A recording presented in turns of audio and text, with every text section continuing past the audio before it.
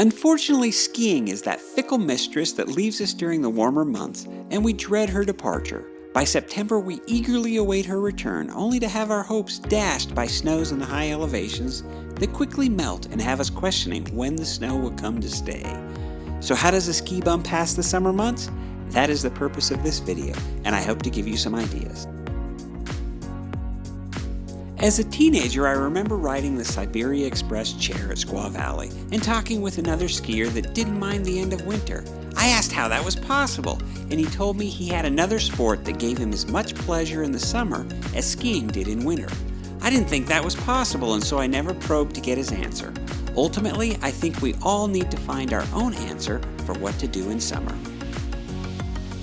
One of the negative side effects of summer is that yard work competes for my recreation time. While I can forget about my lawn in the dead of winter, my grass grows like a weed and needs to be cut weekly along with other boring chores. Most of the time, I try to take care of my yard in the evenings on weeknights, freeing up my weekends for more exciting activities like these. Just because the snow is gone doesn't mean your local ski area doesn't have much to offer. Both Snowbird and Alta have great hiking trails, and I spend a lot of time up there. In addition to the exercise, it also serves to keep my lungs acclimatized to the higher elevation.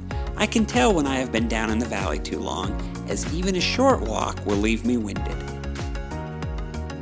There are a lot of so-called locals at Alta that come in for the winter and then return to their permanent residences for the summer. Unfortunately, they miss out on one of the best activities for getting to know your local ski area, finding out what is under the snow. If you watch the movie Chasing Mavericks, you'll see that understanding what's under the water is critical for helping you surf waves. The same is true for skiing. Knowing where those rocks are hiding can help keep from ruining your skis, or worse, having a season-ending injury. If you get the chance, don't miss out on a summer visit to your favorite ski area, and pay close attention to what the terrain looks like without that white fluffy blanket. Riding any type of bike is an exercise that benefits your skiing muscles. Some like riding on paved trails or the road, while others feel like a kid again on a mountain bike in the dirt. A lot of my ski buddies spend significant time riding bikes all summer long. I will confess that distracted drivers and crowded trails have severely impacted how much time I spend on either my road or mountain bike. I used to put in more miles using pedal power than I did on my car. Now I am down to only a couple thousand miles a year. I would not recommend sailing as a good complement to skiing, as both are rather expensive, but it is something I enjoy. At least once you have the sailboat, you're over the biggest expense hurdle. Just remember that a boat is a hole in the water you pour money into. I have a sailboat on the Great Salt Lake, and the whole family enjoys going out. I took my brother once, and he remarked that sailing is what you do when you don't want to do anything. It is a great activity for a lazy Saturday afternoon.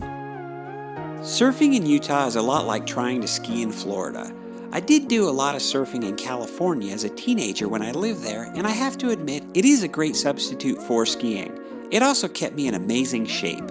Last summer, I could work from anywhere because of COVID and spent the season on Kauai. The beach across from our condo in Kapa'a was a great local surfing spot and provided hours of entertainment and fun. My favorite little skier even came out and started learning the basics. A few years ago, I took up rock climbing when my oldest son headed to Romania for a couple of years and my youngest son needed a climbing partner. I started climbing in a local gym and really enjoyed it. I have since graduated to climbing outside and love the freedom of being able to go whenever I want. There are thousands of designated routes within a 5-mile drive from my house. My wife also took up climbing, and so it is something we all do as a family.